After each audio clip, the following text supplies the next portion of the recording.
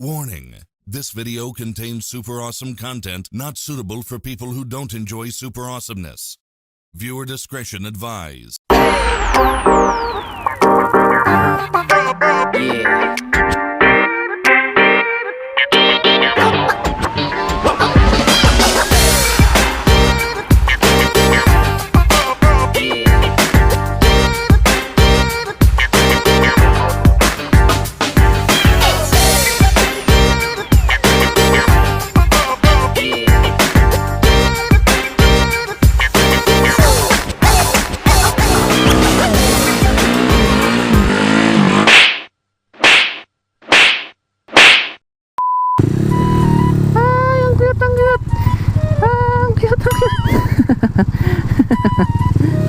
Ang cute, gagi.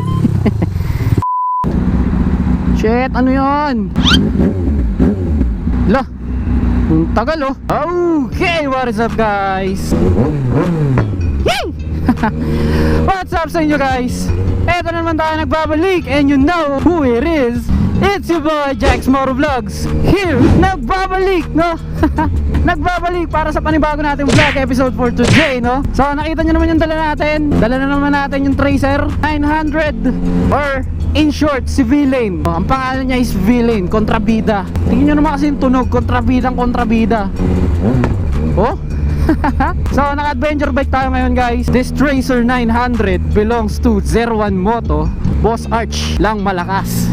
Boss Arch lang malakas. One Moto guys, Vgilante, no? So hinango yung pangalan niya sa produkto nila One Moto, Vgilante muffler, hindi yung kontrabida nila. So what's on today guys? Bakit dala ko to si Vgilante for today? May malaga tayong pupuntahan guys para dito sa motor na to. So it's a simple errand na kailangan ni Vgilante. Kailangan nating i-achieve. Ayun ang agenda natin para sa araw na to. Ibigyan natin ng care si Vgilante, no? Aalagaan natin yung kontrabida. Ayun lang mahirap, ang laki ni Vgilante. Big boy siya, big boy.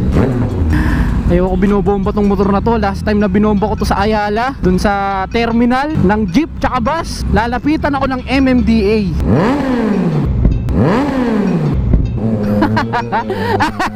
Punta ka na may MMDA, gago. No? Alis tayo ngayon. Punta tayo ng Mandaluyong. So, saan ba ang daan nun? Pucha, hindi ko alam.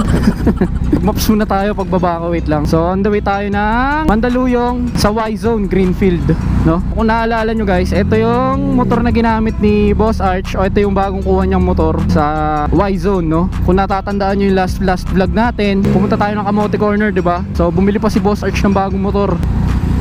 So medyo kapako na tong motor na to kasi hinadala ko na siya dati. Mababa ang clutch, maingay, maganda manakbo.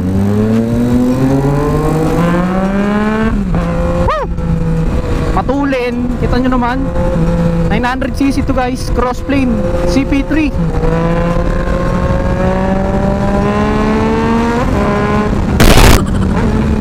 God. Pucha na, ang sarap dali na itong motor na to. Legal ka pa tumayo dito, ano? Adventure bike to eh. So tabi muna tayo. Magmamaps lang ako, wait lang. Pumuputok pa ang putya. Napakasamahan nitong motor na to. Sobrang ingay. Pero mabait siya, mabait tong motor na to. So wala akong phone holder ngayon. Magwe-waste tayo, wait lang. Diretso. So tama pala yung tinatahak natin daan guys. So tara, let's go na. Let's go baby.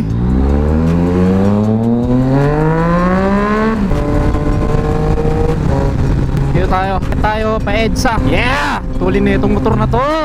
Papasok tayo sa Ayala mamaya. Testingin natin yung kung gaano kaingay ito si Vgilante, no? Let's go! Rev bomb! Pusay na. Pasensya na guys. Alam niyo naman minsan lang tayo makadrive ng mga gantong motor na kaiingay, diba? Susulitin na natin. Ganda na itong motor na to. Ang laki talaga. Andito na lahat, total package na tong motor na to. Adventure, sport, lahat. You name it. Shit, ilalim na naman tayo dito. Ang init dito, boy. Ayoko dito. Ito yung tumbong ni Satanas. Papasok tayo sa tumbong ni Satanas.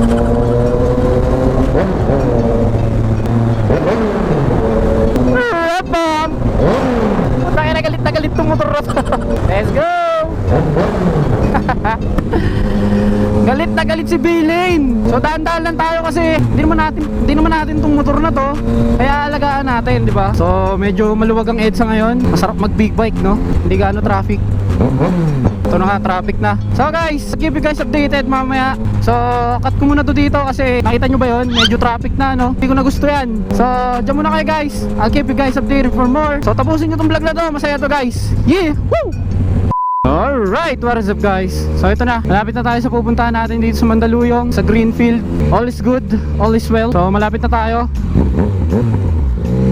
So punta tayo dito kung saan pinanganak si Gille, no? Yeah, dito tayo guys sa Yzone. Wait lang ha, hanap pa ako ng paparkingan. Pa? Apo, nakaschedule po. Nice. Ay wala boss eh. Gago! Saan ka paparada boss? Dito? Papasok sa loob? Okay, sige. Salamat. Wow, pinapasok pala sa loob dito. Damn man! Yeah! Okay, nandito na tayo guys sa Yzone Greenfield. Ayos, ganda ng service center nila. Ganda ng service center nila. Naka-aircon. So guys, magpe-face mask lang ako. Tapos makipag-usap muna ako doon. So, dyan muna kayo, no? Yeah! Sobrang malas mo sa buhay.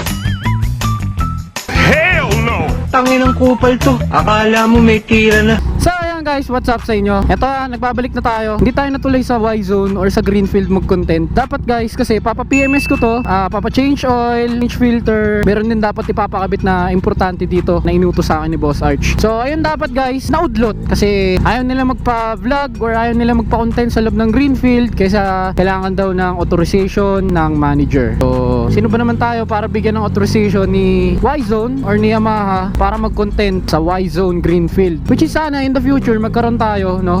Unexpected guys, kasi si Boss Arch kaya niya talaga pinadala to sa akin para magkaroon ako ng content na ganun na PMS. Hindi namin expect na pagbabawalan kami. So pinagbawalan ako, pagpasok ko pa lang doon, tinanong ko doon mismo sa management nila if pwede ba ako mag-vlog about naman dito sa motor, kasi dito naman to binili, sa Yzone naman binili yung tracer. Meron naman kami appointment and everything, pero wala, ayaw nila pumayag. So wala tayong magagawa, ipa-cancel natin yung PMS. Bumili na lang ako ng mga dapat kailangan bilhin bukod sa langis. Inutos sa akin ni Boss Arch na bumili nun. So eto na guys, nakabili na tayo. So bago yon, dumaan tayo ng ACL guys, ACL Advertising. So shoutout sa kanila sa pagprint ng aking stickers. So thank you so much. So dumaan na ako doon, dala ko tong tracer. So ang yapang ko na naman, naka big bike na naman ako, pinahiram na naman ako, no? So sasabihin ng iba dyan, hiram mo lang naman yung motor, bakit ang yabang mo? Mayabang na naman yan. Eh wala eh, ang gagawin ko, kung di mo gusto ako nangihiram ng motor, wala tayong magagawa kasi pinagkakatiwalaan ako nung may-ari. Sino ba naman ako, diba, para pagkatiwalaan ng ganito? Nag-iisa lang naman, walang iba, only Jaxx, no?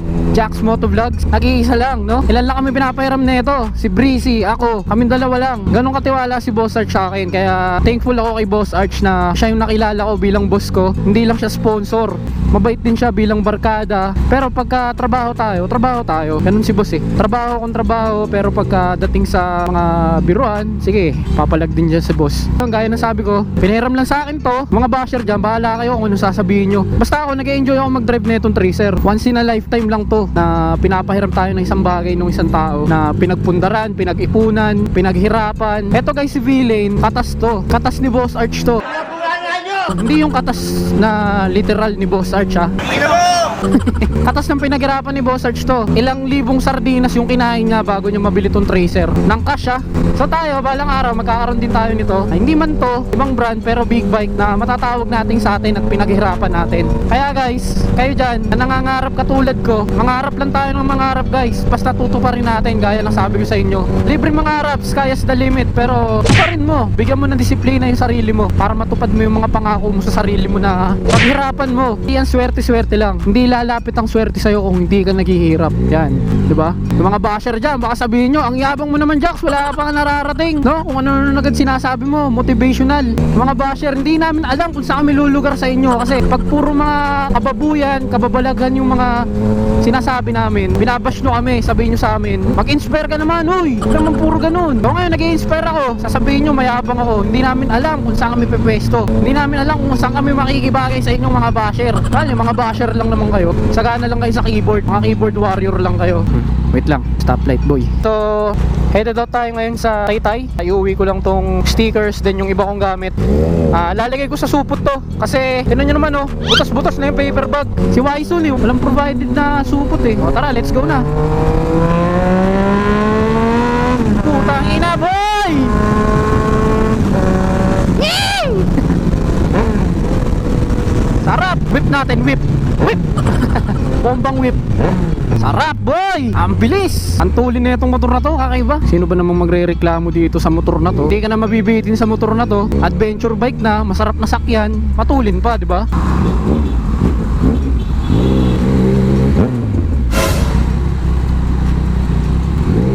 Tingnan nyo yung Forcer boy.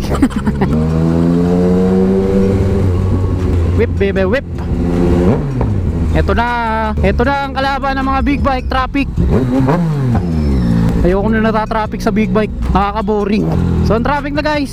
So I'll keep you guys updated mamaya anong mangyayari. So dyan muna kayo, I'll get back into you guys. Yay!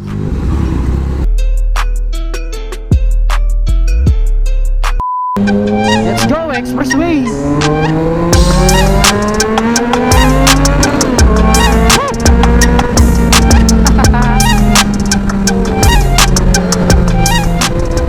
Yeah baby, expressway na naman. Minsan lang to eh, sulitin na natin. Nako, traffic, ang putragis na yan.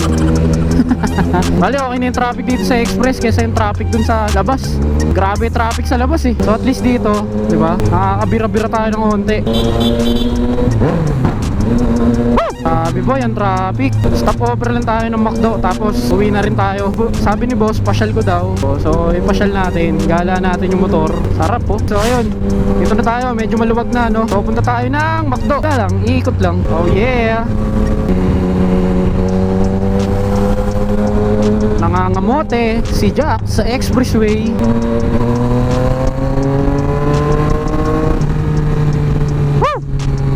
Ayun lang, traffic din pabalik. Pucha.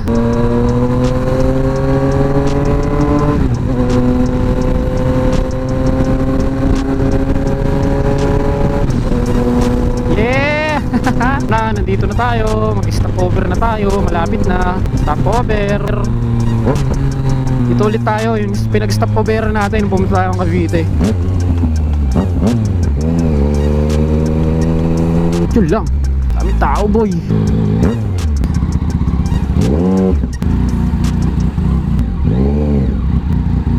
Yun, dito na tayo guys sa McDonald's. Pero di naman ako bibili. Sarap. Joyride. Sana gumana boy, sana gumana. Sana gumana. Kundi magbabayad tayo. Eh, ba't nakapila ka dyan? Lah, ayaw. Po, card lang, wala po eh. Po, nasa may-ari po yung card. Doon kasi te, sa unahan kanina, nag-scan yung RFID. Sir, in case lang po kasi kaya po tayo binigyan ng card in case na magkaroon ng problem, card po yung hinahanap. Okay po, sige, trust na lang ako. Po, po, Bawal po umurong na. bawal? Oo nga, sorry ako. Nakita Pagkano po? 204? Ay, hindi. Putang inang yan. Ba't naman ganun? Bibigay ko yung RFID tapos di gumagana. Ka, bobo, putang ina mo ka! Ginang ina mo! Bad trip ang nga, ba't ganun? Kanina gumana yung RFID tapos anak tayo nung tinapay naman oh. Bad trip naman kayo. Maglalagay kayo ng RFID scanner, hindi na i-scan. Bakit? Ha? Pinapahirapan nyo pa yung mga taong kumuha ng RFID. RFID nga eh, diba? Convenience nga eh. Bakit kailangan pa ng card? Pusang yawa naman kayo. Magbabayad na lang ako ng cash. Pucha, bayad ako ng cash.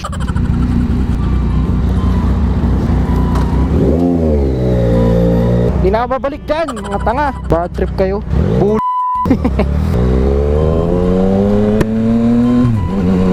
So, pauwi na tayo guys, no? Pabalik na tayo ng 01 Moto. Babalik ko na to si Gille. And nakita nyo naman, na-penalty pa ako ng 100.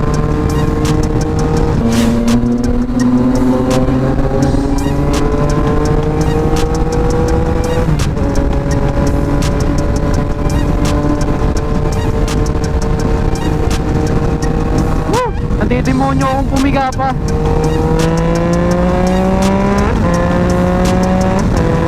Grabe!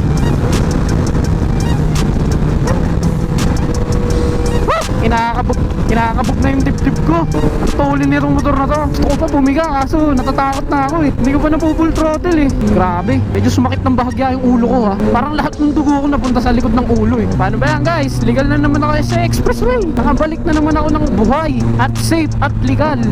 Sunod-sunod na yung mga content natin na puro tayo nag-expressway ha. Grabe ka Jaxx. Alright, traffic na naman tayo. Mag-e-exit na lang ako, traffic pa din. Alright, cash lane tayo boy. So ayun guys, malapit na tayo sa Bigotan exit. Nakita nyo naman buong araw natin kasama si Vgilante, yung Tracer 900 ni Boss Arch. And sobrang saya ko kasi naka-experience na naman ako ng big bike sa buong buhay ko. Dati nangangarap lang ako na sumakay sa gantong motor, mabilis ako dito sa expressway, makapasok ako ng ligas sa expressway, di ba?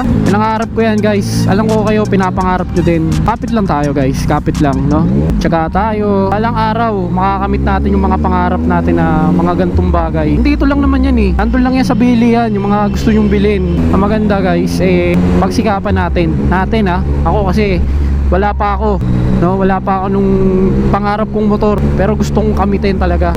Basta, gusto ko, kailangan ko, gusto ko, pareho. Okay?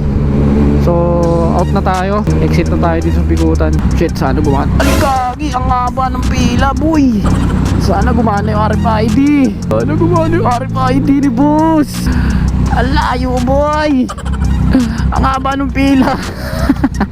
Ay nako, mamaya magbabayad na naman tayo ng napakamahal. Pala pumila na ako dun, bobo. Sana gumana yung RFID. Shit! Sana gumana yung RFID po. Tragis. Gagi, sana gumana, boy. Pat tayo dun sa may sensor. Malay mo gumana. Sana gumana ka. Ano yun? Ano yun? Putang ina! Gumana! No entry nakasulat. Gumana yung RFID, pero hindi ko lang kung nabawasan.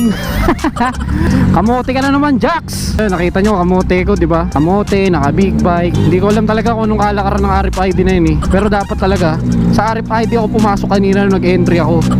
Tapos nung exit RFID din. Gille, what's up? Ayan guys, maraming salamat sa panonood na itong ating vlog for today. And sa upload natin para ngayon, maraming salamat sa pagbunood na itong vlog natin for today. Siyempre matagal tayo hindi nag-upload. Nakamiss ako ng isang week kasi may mahalaga akong pinuntahan last week. So, nakapag-expressway tayo and napakadaming nangyari, no? Unang-una, nangyari hindi maganda dun sa Yzone. Pero ayan, nakita nyo naman mga pangyayari yan. Sobrang solid nung experience kay Vgilante. So nabalik ko na siya. Buong araw ko kasama si Vgilante. Ayan. So unting message ko lang kay NLEX, no, para lang dun sa mga RFID yung mga palpak. Gawan nyo naman sana ng paraan. Paano kung yung mismong may-ari nakalimutan talaga yung card? May load nga yung RFID mo, hindi mo magamit. Ano kung wala kang cash, diba? Nakita natin yung kapalpakan ng RFID na pinagmamadali nila yung tao sa pagbili, sa pagpila. Napakahaba pa naman ng pila. Minsan diba, may umaabot pa ng Pampanga. Kasi, diba, naghahanap ng maikli yung pila, walang pila, diba? Maaabala ka pa rin kahit may RFID ka. Hindi naman sinasabing akin yung RFID, pero abala yun. Sana in the future, diba, SLEX, magagawa nyo ng paraan yan. So ayun guys, maraming salamat. Ano pa bang masasabi ko? Wala na, nandito na tayo sa huling part ng ating vlog. And kung nakarating ka dito, maraming salamat sa pagpanood na itong aking vlog, no? Sa palaging pagsusuporta, sa pag-like ng mga post ko sa Facebook, sa Instagram, pag-comment, o sa shoutout. Bawi na lang ako sa inyo guys sa susunod. Lagi na lang sa susunod, hindi naman nakakapag-shoutout. Jaxx.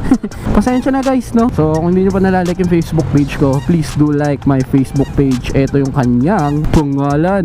Do like my Facebook page, Jaxx the Daxmore Vlogger. And syempre, kung bago ka dito sa aking channel, don't forget or to hit the subscribe button, baby! So ayun, hanggang sa muli natin pagkikita guys. Hanggang sa muli natin pag-vlog. Maraming salamat sa pagtapos na aking vlog. Hanggang sa muli natin pagkikita. Hanggang sa muli natin pag-vlog.